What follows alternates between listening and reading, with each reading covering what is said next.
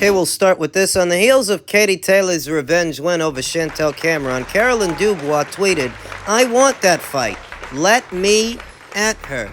It seems the natural progression of things that Caroline, an unbeaten up-and-comer like Caroline Dubois, the woman to beat anywhere at or around these weights, Katie Taylor, it just seems like the natural progression of things that Caroline might pursue a fight with Katie or want a fight with Katie. it seems that way. It would, and I want to make this clear that I actually think Caroline Dubois is the future of this division, the future of these weights, one of the brightest young unbeaten up-and-comers in the sport today. I think these things, but I also think there's something to be said for how willy-nilly she uses the names of matchroom fighters like Rhiannon Dixon, we talked about in my previous video, like Katie Taylor. There is something to be said about that, and Eddie Hearn said it.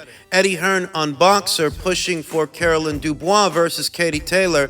Katie is with Matchroom and DAZN, and you wouldn't fight on DAZN because we've seen that a million times, and pulling all of your fighters out of life-altering opportunities and purse bids. It's just clout chasing. He's not exaggerating. Why did BOXXER pull Frazier Clark out of the purse bid for Fabio Wortley when Fabio was still with Matchroom? Why did BOXXER pull Richard Riakporhe out of the purse bid for Jai Opetaia? Why did Dan Aziz turn down a world title opportunity with Dimitri Bivol to stay on his side of things and box Joshua Buatsi? This has become common practice, commonplace. And then you see Caroline talking about fights with Rhiannon Dixon, a Matchroom fighter, fights with Katie Taylor. What are you actually doing? We can see your promoter doesn't want to send any of his fighters over. We can see your promoter is not willing to send his fighters to Matchroom the way Matchroom sent Alicia Baumgartner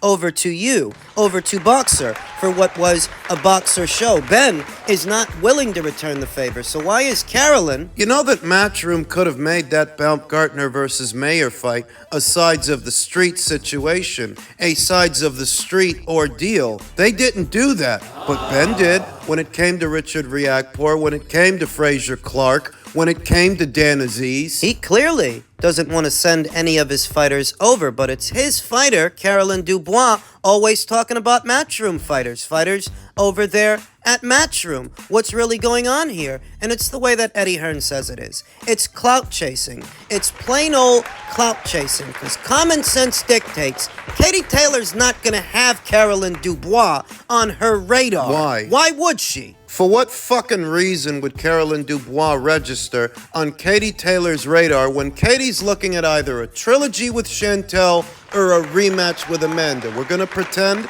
that those aren't big fights. We're going to pretend that these are not more accomplished and proven fighters than Caroline Dubois. Is that what we're doing? Not for the grab-assing. You know that you're not going to send her over, and you know that the fight isn't viable anyway. You know that Katie has bigger fish to fry than Caroline Dubois. God bless her. Promote your fucking fighter and get her the fights that she needs to be in. And stop using Matchroom's fighters and fighters promoted by Matchroom to try and promote your own fighter, because it's very obvious that you're clout chasing. And she's clout chasing. I said it then.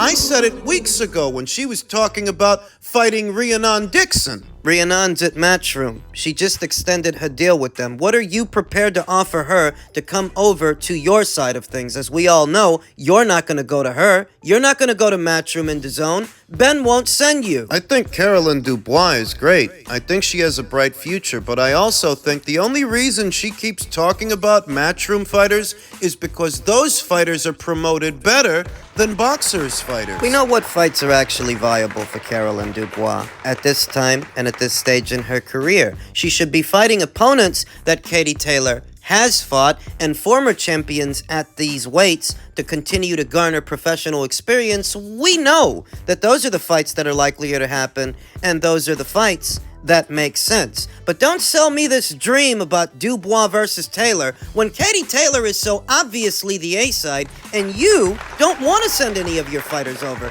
If you don't want to send any of them over, what are you doing? And even if you did, who needs them? Because Taylor versus Dubois is bigger than Taylor versus Cameron 3 or Taylor versus Serrano 2? Yous two ain't in the same league. Stop pretending that you are. In men's lightweight news, Edwin De Los Santos' promoter says Shakur Stevenson hurt the sport and stole money from the people. People are still talking about his lackluster showing in the Edwin De Los Santos fight, a fight that people were excited about in the build-up, though not so much when they watched it.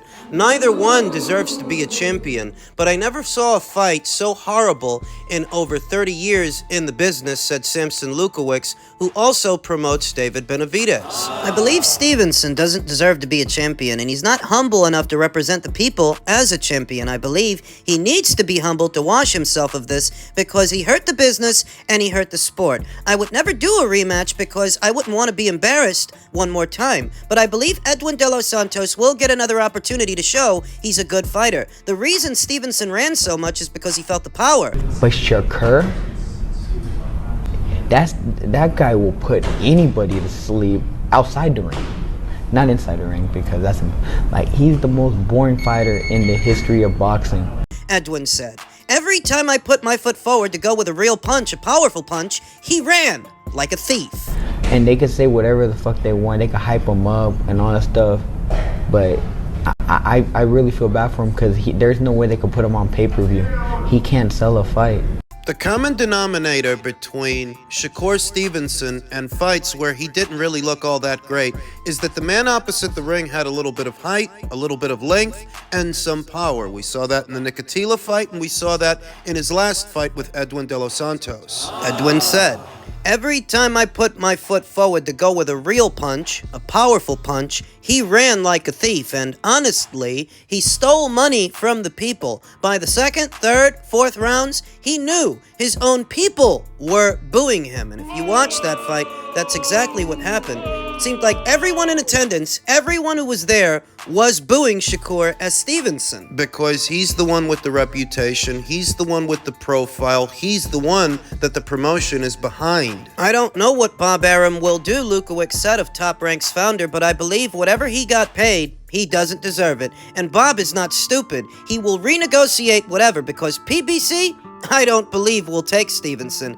And if it's not PBC, and it's not Eddie Hearn or Golden Boy, where does he go? There's nothing else. I really feel bad for him because there's no way they could put him on pay-per-view. He can't sell a fight.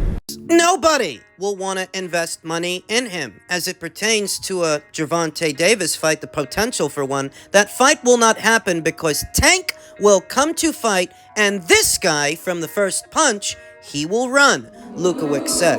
The only thing he wants is the W for himself. He doesn't care for the public. He doesn't care for the people. If he doesn't change, he will never be an idol for anyone. I haven't sold all my stock in Shakur, but Samson, he is touching on a real problem here. A problem for Shakur S. Stevenson, who says, "One fight go by where I wasn't 100% myself, and now I'm not entertaining." You're only as good as your last fight. Ain't that what they say in Shakur's last fight? It was a stinker. The comment prompted Stevenson to respond. "And I didn't put on great fights and great performances that entertained the fans," Stevenson wrote in a post on X. "I changed my style to become an in-the-pocket fighter for the fans over the last few years now. One fight go by where I wasn't 100% myself and had to use my legs and grab the W. Now I'm not entertaining. LOL. Bob Arum said that Shakur Stevenson was fighting injured, a shoulder issue of some kind. For what it's worth, I can believe that. Though even if I do, there's a very real problem here to be addressed, and it's that Shakur Stevenson, he costs a lot of money. He's making somewhere in the neighborhood of $2 to $3 million a fight, and if you're paying this kid $2 to $3 million a fight, I don't think it's so that your customers can end up leaving dissatisfied. As much as I don't like Samson Lewkowicz, there is some truth to what he said. Who's going to want to pay Shakur Stevenson the kind of money he's been making for performances like that? Shakur Stevenson, who said, "Never changing for anybody, taking the criticism that comes with it, but patiently chilling until my time comes again. I'm happy I got the win and won another belt in a whole different weight class. I've been here before, no worries, I ain't tripping. I'm going to let y'all have y'all moment. I'm going to enjoy my family and rest up. See you soon." There's been some talk about Shakur Stevenson becoming a network and promotional free agent the coming year. And if he does, given what he's been paid fight by Top Rank, and given the performance that he just put on, who's going to be in a hurry to pay this kid $2 to $3 million a fight to stink out the joint? Even if people are blowing it out of proportion a bit, that is a legitimate question. A legitimate critique. Samson Lewkowicz is very critical of Shakur, but Andre Ward, he isn't. He's not critical of Stevenson's performance, saying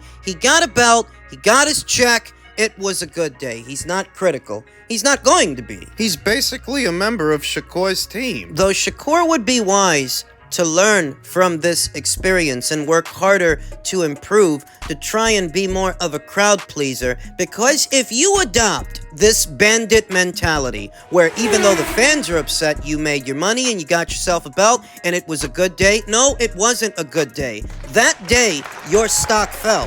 That day, your stock and marketability took a hit. And the next time you get out there, you better make sure that doesn't happen again. You cannot adopt this bandit mentality. Well, I know the fans were upset, the ones in attendance and the ones at home, and everybody was booing, but I got to make my money. What about the next time? And what about the next time you get out there? Do you think a lot of the fans are going to be excited? And what about when you do become a network and promotional free agent and you're shopping yourself around to a new promoter for a new deal? Based on a performance like that, there's not going to be a lot of people in a hurry to spend a lot of money on you. So you need to fix it. I can believe that he was injured, and I believe he can do better, but he has to. When your marketability takes a hit, the fans all of a sudden, they don't want to see you. They don't want to see you fight. And if the fans aren't advocating for you to get in there and have those big fights with those other names, those other guys, your contemporaries, it's that much easier for your contemporaries to ignore you, to bypass you, because no one's clamoring for them to fight you. It then becomes easy for the winner of Lomachenko versus Kambosos, or Devin Haney, or Teofimo, or Gervonta. It becomes easier for them to ignore you because no one's asking them to fight you, and no one's asking them to fight you because they don't want to see you. They think you're boring. So you need to fix it. The next time you get out there, you better punch the guy's head clean off his shoulders. You cannot afford another performance like that. Before he becomes a free agent, he needs to make it right, and he needs to shell out a fan-friendly performance. And finally, in men's welterweight news, I'm sure most of you have heard by now that the BBBofC have rejected Conor Benn's application to fight Chris Eubank Jr. in the UK under their jurisdiction, while the appeal in his UCAD case over his 2 positive drug tests from last year remains ongoing. BBBofC's Robert Smith said, "The board feel any athlete who has failed a drug test needs to go through an investigation with the proper authorities, and that hasn't happened. If Benn versus Eubank Jr. is to take place on February 3rd, it won't be sanctioned by the BBBofC. If you're wondering who's filing the appeal, it's not Conor Benn, it's not Matchroom, it's the BBBofC filing an appeal to appeal the NADP's decision. The risk of sounding like a broken record, Conor's not actually banned from boxing. He literally just fought. Did you forget that he just boxed here in this part of the world, and try as they might, the BBBofC could not stop him. They consulted with the commission here in America, but they didn't outright actually make the recommendation that Conor shouldn't box, and they couldn't because he's not actually banned. The NADP lifted his suspension, and what the BBBofC is doing